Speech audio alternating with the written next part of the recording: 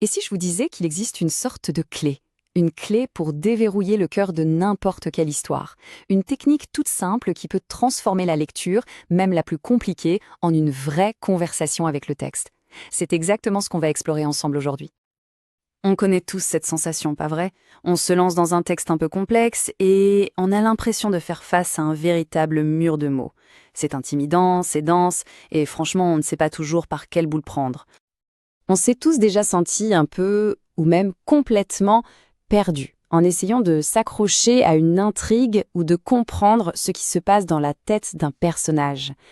C'est un défi qui peut être assez frustrant, mais heureusement, il y a une solution et elle est étonnamment simple. Alors, comment on fait pour percer ce fameux mur? Eh bien, la clé, c'est d'allumer une petite lumière avant même d'avoir ouvert la première page. C'est une phase de préparation, une sorte de phase d'anticipation qui, vous allez voir, change absolument tout.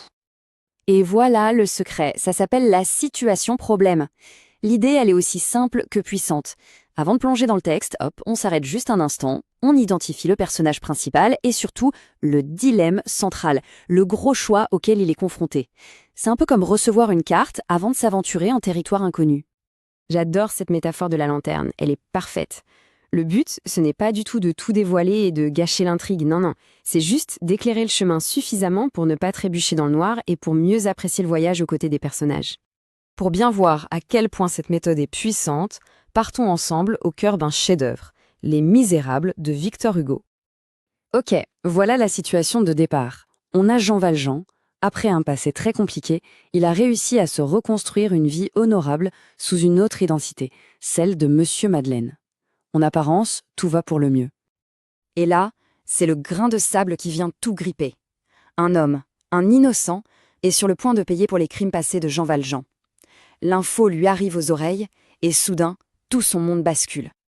Et voilà, là voilà la situation problème dans toute sa splendeur. Rien qu'en se posant cette question avant de lire le passage, tout change. On n'est plus un simple spectateur. On est déjà dans la tête de Jean Valjean, en train de peser le fardeau absolument insoutenable de son choix.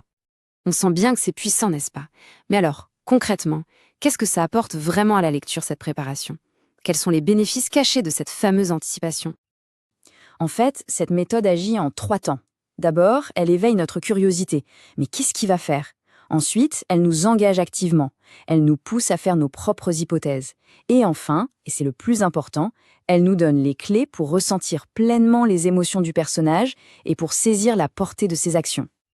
En résumé, connaître le dilemme à l'avance, ça nous prépare à tout ce qui va suivre.